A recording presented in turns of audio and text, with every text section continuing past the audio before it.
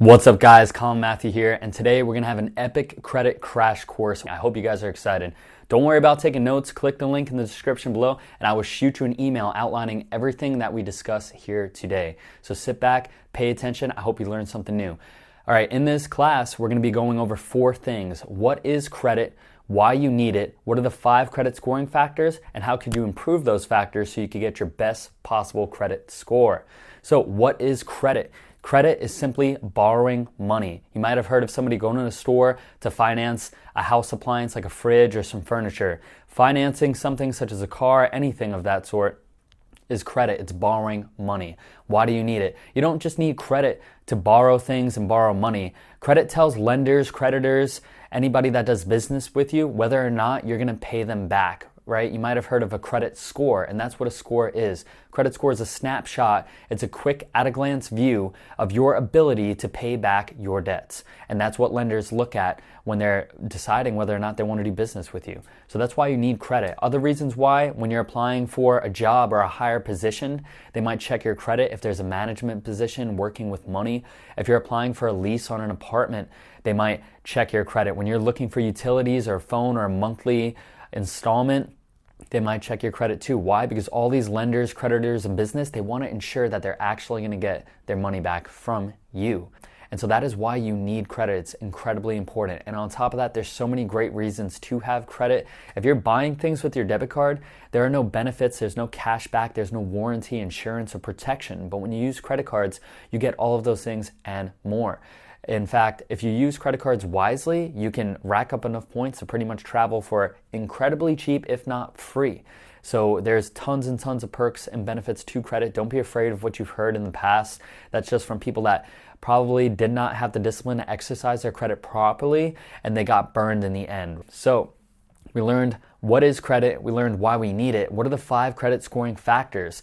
The largest credit scoring factor is payment history. It's worth 35% of your score. Now, what a lot of people don't know is this is actually divvied up in half. 17.5% is actually payment history. That's your ability to make your payments on time. Something that there's a lot of confusion with this scoring factor. A lot of my friends come up to me and they're like, hey, I'm going to get a credit card and I'm going to buy a boatload of stuff I don't need and I'm going to make payments for a long time because I think that's how you build credit. That's what their parents told them. That's incredibly wrong. Payment history isn't how many payments you've made. It's simply what percentage of your payments were on time. It doesn't matter if you have 1 payment or 100 payments, what percentage were on time. So if you have no latenesses, congrats. You just got the entire 17.5% towards your credit score, right? If you have latenesses, making more payments will make that one lateness look like less of a lateness. Why? Because it's a percentage of on-time payments. So for example, if me and another guy have a lateness each, but I have 100 payments made and he has 1 payment made, he's on time 0% of the time, right? Because he's made 1 payment and he was late 1 time. So he's late 100% of the time. Whereas I have 100 payments made and I've been late 1 time. So I'm on time 99% of the time. So yes, making more payments helps in the long run because it'll make the percentage of on-time payments smaller if you have a lateness. If you don't have a lateness, don't worry about it. So that's the first 17.5% of payment history. The other half is public records, derogatory marks, right? So what is that? That's tax liens. If you didn't pay your taxes for your home, that is court, what else? Bankruptcies, collection accounts. If you didn't pay your debt and it got turned over to a collection company, if you have those things, you have to work on getting those deleted off your credit report. You might have to work with a credit repair company or go do your research on that. But if you don't, you have nothing to worry about. If you have no latenesses and no public records, you just got the biggest chunk, 35% of payment history, the first credit scoring factor entirely. The next credit scoring factor is credit utilization. It's worth 30% of your score. You might also hear this be called total debt or credit use, right? It's how much of your credit are you using out of what's available. So let's say you have $1,000 in credit available across all your credit cards, $1,000. And let's say you're using $100 in debt. There's $100 in credit card debt. That means your utilization is 10%, right? So the more accounts you have, the more credit available, the smaller your debt will look. And how this score is rated What a lot of people don't know is you never want to have more than 50% utilization on any single credit card. If you have more than 50% utilization on any single credit card, you'll probably be denied outright for anything you apply for unless you still have a super high score. You'll just be denied outright, or you'll be given really, really small lines of credit that aren't even worth applying for. So never get over 50% credit utilization on any single account. Now, what a lot of people don't know is they're like, hey, Colin, I paid $500 down on my card and it only went up 2 points. What's the deal with that? Well, the way credit utilization works, there's certain thresholds where you actually see an increase in your score. So for instance, let's say you're at 56% utilization and you pay it down to 54%. Nothing's going to happen.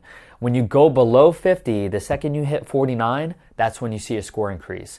When you go below 30 to 29, that's when you see another score increase. And when you go from 10 to 9%, you see another score increase. So those thresholds are 10%, 30%, and 50%. And of course, 0% utilization is the best. It's the lowest possible that you could have, and will get you the 35 or the 30% on your score. The next credit factor is length of credit history. It's credit history, credit length. And that's worth 15% of your score. Now, what a lot of people don't realize with this is they actually look at two things for credit length or length of credit history.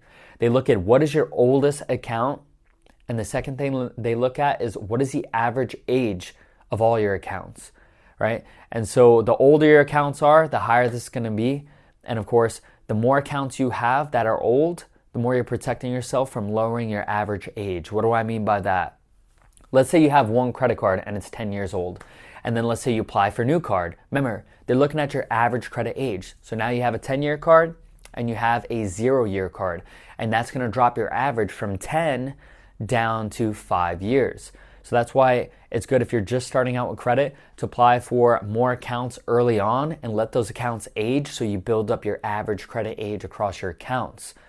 Okay, so the next credit scoring factor is going to be credit type or credit mix.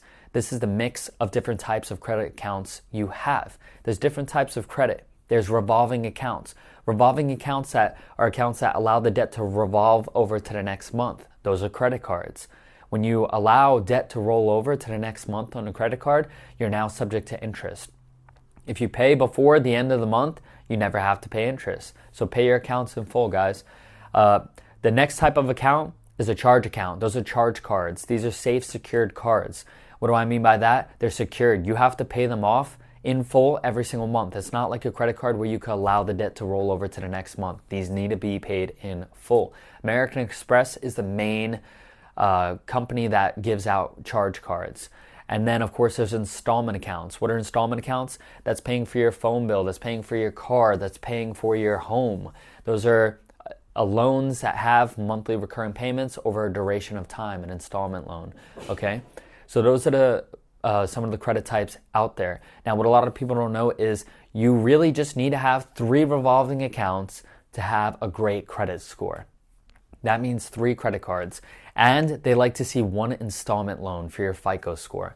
So an installment loan usually within the last 2 years. What a lot of people don't know is there's credit builder loans. And what a credit builder loan is a very small $100 to $300 loan to yourself that you make payments on, and you get the money back at the end, and it looks good for your credit because now you have an installment loan on there. Another thing a lot of people don't know is debt consolidation loans can heavily increase this factor. For the reason being is this. Let's say you have 10 grand in credit card debt.